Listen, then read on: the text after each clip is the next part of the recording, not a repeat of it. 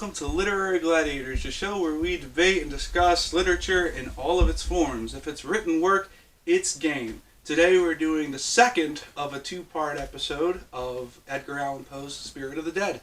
Let's meet the panel. Hi, I'm Larry. I'm Cyndi. I'm Aidan. And I'm Ari.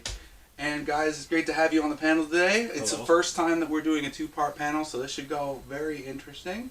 I kind of wanted to talk about the poem of Edgar Allan Poe when it comes to Spirits of the Dead. Something that I kind of noticed in it, and this is kind of like the discussion starter that I have for everyone, is that it talks about the beauty of both life and death in the poem. And I wanted to kind of start on that track. Like, what did you guys think? Do you think it was more tailored towards life or death or a little bit of both? What did you guys think about the poem? I think it's the damned. To me, that's what this poem's focus is on. The afterlife for those who are not going to heaven. So you specifically think it has to do with death? That's talking about. Yeah. Because as Josh mentioned in our last panel, this work was actually one of Edgar Allan Poe's works when he was younger. This wasn't like something that was done when he was older. He was, I don't know, like in his teens or something when he made this. So I don't know if that puts a different perspective on it for anybody. I would be interested to know who he's writing about. And I would think that it would have to be somebody that he disliked very much. And wanted bad things to happen to, or thought bad things would happen to this person, whoever it is, you know, because like he talks about how all the people that he knew that this person that he's writing about, or people that he was writing about, the other souls will, like, that he knew in life will be at him in death, and like their will eat him up. So that's kind of the imagery in there is like revenge or something. It's like, that's what I got from it. Well, that's an interesting take, and I would say it's probably a little bit more thinking about the inevitability of death as a natural end. I agree with Cyndi. I don't think he was talking about punishment so much as, and using a little bit of darker imagery than some other poets would do. But I think he was leaning into it's a natural progression and ending. And he talked a lot about the how after your death you are alone. Yeah, Aidan, if you have something to say here. I think I agree on what she's talking about. But did you say after death you aren't alone, right? Are? Like a solitude to it. What she was saying, except flip that last part. I think at one point in the poem, I think it's the first stanza, or wait, maybe it's the second right here, which be silent in that solitude, which is not loneliness, for then the spirits of the dead who stood in life before thee are again. Right there. So I think it's not talking about loneliness. It's talking about like the exact opposite. But there's a difference between loneliness and solitude, which is something I actually wanted to bring up with this group, because like I go through periods of time personally where I feel like I'm alone, but at the same time I don't feel lonely, while there are other times where I feel both, and then there are times where I'm clearly not alone and I've got a bunch of people around me, and yet I still feel lonely. Mm-hmm. So I think in this case it's explaining very clearly that loneliness and alone are two different things, and I think Poe really puts it into perspective with the line that Aidan just pointed out. Yeah, Larry? No, it's just that, but those other spirits are like, they're not friendly. No. No, so even though he is in the company of those that he knew in life, they are, you know, they're eating him up. It is darker imagery, yeah. They're eating him up. It's pretty grim. Yeah, I'm not so sure it's saying like the souls are bad. I think they're just like passed on, like they were from another lifetime, because it says like the spirits of the dead who stood in life before thee are again in death around thee. And then what's the next line? And their will shall overshadow thee, be still. So I kind of think that it's kind of more like... Oh wait, yeah, now I'm reading it differently. Okay. Yeah, it depends on how you interpret that line. Yeah, I'm kind of reading it as like, you are where you are, and all these spirits surround you, whether you're alive or you're passed on, and when you pass on, you kind of join in. Yeah. And It could be the living coming to visit the grave.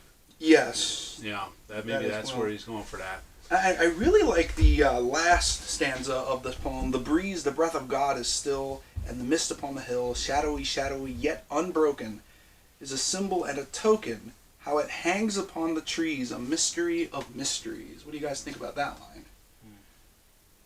Well, it brings to mind the idea of, nighttime and like spooky imagery. Which is obviously very prevalent when Poe was writing. Yeah, I like how the stars are red. The red orbs, yeah. Yeah, kind of like Mars. Made me think of Mars, like a red star, which is like, again, more of this kind of imagery, where the stars no longer fill your mind with hope. So that's like... And the stars shall not look not down from their high thrones in heaven, with light like hope to mortals given, but their red orbs without beam to thy weariness shall seem as a burning and a fever which would cling to thee forever. That kind of seems like when you are feeling like in that regard, that you are feeling in solitude, that everything just kind of is pressing against you, and it feels like it's very prominent, and it's hard to like yeah, that's what it kind of feels like. But if I had to say, and I don't know if you guys agree with me on this, but if I had to say like what I had to say, one sentence about what this poem was about, it kind of seems to me that it's trying to say like solitude is powerful, and obviously with the spirits and stuff being around and all this kind of stuff, I think if you just say solitude is powerful, and explains why and how it can be powerful from both ends of the spectrum. But I don't know what you guys think. See, I don't see there's no power in this view of death. There is hopelessness Okay. and like that imagery about the other people coming to visit the grave, right? And their wills, they're out following their wills. It has nothing to do with you anymore. Like your will is now in the ground. It's over. Though when I meant power, I more meant like supernatural power. I didn't really mean like might power. Well, I don't know. But I don't know. That's Like, interesting. yeah. I don't know about that. What do you think, Cyndi?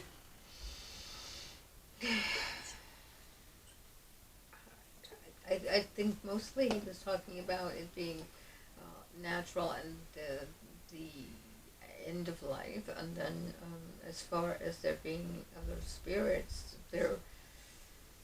it's sort of a collection of souls that doesn't have really impact human life because they're on the other side. Aidan, would you have anything to add on to it, or? I mean, I don't know. I like when I was reading it like initially, like of course, like you gather more of the, like defined opinion, I guess, as you read like over and over again and like think, what does that line mean, right? But when I was reading it initially, I was just getting like, I don't know, it seemed more just like plainly like it's about when you die, right? You become a part of the afterlife, which is what I think the spirits were like representing. And you have like your will that you had before in life is now gone, and you're just a part of, like he said, you're just part of the ground. Like you're dead. Everything's over. That's kind of what I got a little bit. Yeah, it might be. I kind of like how it starts with "Thy soul shall find itself alone," and then later it talks about the spirits of the dead who stood in life are in death around thee. So it kind of brings into question what is solitude here. But like I think this kind of reminds me of, if I go off on a tangent for a minute, it reminds me of a Doctor Who episode I watched one time where these guardians came and took the souls of people who died alone, like who had no witnesses to their death. Like they would come and kind of be guardians for them, and they would bring them amongst spirits of other people who have also died alone. So I kind of get that kind of, although in a much more negative, more dark light, but I'm kind of getting that kind of vibe from this poem a little bit as well. That there are people around us in both life and in death, and that we stand alone in solitude for in both in life and death. But I think we can. But we can. Yeah, that's not our aim. That's not what we're for. It's not natural, but it is a possibility that we will be that way for eternity if we, live bad. Yeah. And if we live bad, if we live against our purposes and against what God wants for us, then we will be separated from Him forever. Mm. And there's no greater loneliness than that. Mm. Okay. Does anyone else have any final thoughts on this poem, Aidan? Do you have something to say? So if you go, can you go to the first stanza there? Mm-hmm. First line, like first and second line there. Thy soul shall find itself alone mid dark thoughts of the gray tombstone. That's like you guys were talking more about, and this is how like I originally was thinking about it. Kind of like, I don't know, like a person dying and then being like taken to the afterlife was like what I was originally thinking when I was reading it. Mm-hmm. But when you read that line again, is it like him specifically like sitting and just thinking like what happens in the afterlife? Because it says right here mid dark thoughts of the great tombstone. So is that how the poem starts? Is him just contemplating this whole concept? Mm-hmm. So like, if you are contemplating this concept, then you shall find yourself alone, or and into thine hour of secrecy. Yeah, they could be thoughts that you could think during that time. I suppose you're right about that, Aidan. That sounds like a good connection. Seemed like just an interesting line that we've like just been crossing over. Yeah, it also seems a little bit disjointed from some of the other lines. Yeah, that's what I was thinking too. I was like, it's confusing a little bit because it feels like you're fighting two narratives, like him thinking about death and him like kind of almost telling like a story a little bit. Mm-hmm. I feel like that's what confused me a little bit when I was first reading it. It was like, what are we doing here, you know? But it could also mean, because it says, thy soul should find itself alone mid dark thoughts of the green tombstone. It could be that your soul could find yourself in a dark place, but don't worry, it's not loneliness because the spirits of the dead are always around you. Could be. So that is as it well. is it like about finding peace in death or something? Do you think, or is because I don't know, because some of the other lines give it a different sort of feeling to it. Like I can't remember which stanza it was in. I think talking about just being like I overtaken. said, my personal thing about it is solitude and supernatural power. I feel like those two are definitely prevalent here in Poe's poem here, and I think it's basically how solitude can affect you and how powerful and beautiful life and death are. Well, beautiful as in the way that Poe describes it, not necessarily beautiful as in it's like pretty, but Yeah, I don't see any beauty here. yeah, I don't. It's hard to define beauty in Poe's terms. I would think that's a little, but I'm trying to. Yeah. I just can't think of another word at the moment than beauty. But I don't mean like, oh look, Josh is over there wearing a pretty dress. That's not what I mean. I mean like I'm talking about like how intricate something is, and how deep you can feel connected to it. That kind of beautiful. Kind of like when I guess in the Bible when they say stuff is like the tree of life, tree of knowledge. They're beautiful, but they're not like pretty. They're like the concept of them. yeah, the concept of them. Yeah, just trying to find some examples there. But does anyone else have any final thoughts other than Aidan? When I was reading it, and this hit me mostly when I was reading it out loud to myself. Mm-hmm. But the beat, the measure of the stanzas hit me, and I found it funny because I realized after a while that I was almost chanting. Yeah. Just because of the beat, and I'm like, which just made me laugh a little bit. I'm like, okay. Now our thoughts thou shalt not banish. Now the visions near to vanish. From thy spirit shall they pass no more, like dewdrop from grass. Like I can get that. Yeah. I just thought that was cool. Larry, did you have anything else you wanted to say before we finished up? Honestly, no. I pretty much said what I wanted to say. I mean, look, I just hope that when I die, it ain't like that. Mm. You know, I'm hoping for sainthood, so. Same here. I would not.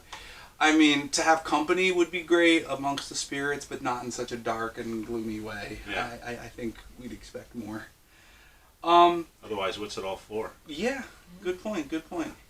So, This copy of Spirits of the Dead that I have is on poetryfoundation.org, which is the site that I use to find the poem of Spirits of the Dead by Edgar Allan Poe. So you can also find the Edgar Allan Poe poem Spirits of the Dead in the Edgar Allan Poe Complete Tales and Poems collection. This is Josh's copy, which he's letting me borrow for the sake of this advertisement. And also you can find the other half of this discussion that Josh, Tara, Charles, and Nick did. If you click in the box below in the description, there's a link there, and you can check out a different perspective of this discussion. So guys, I hope you enjoyed our discussion of Spirits of the Dead, and for now, keep reading.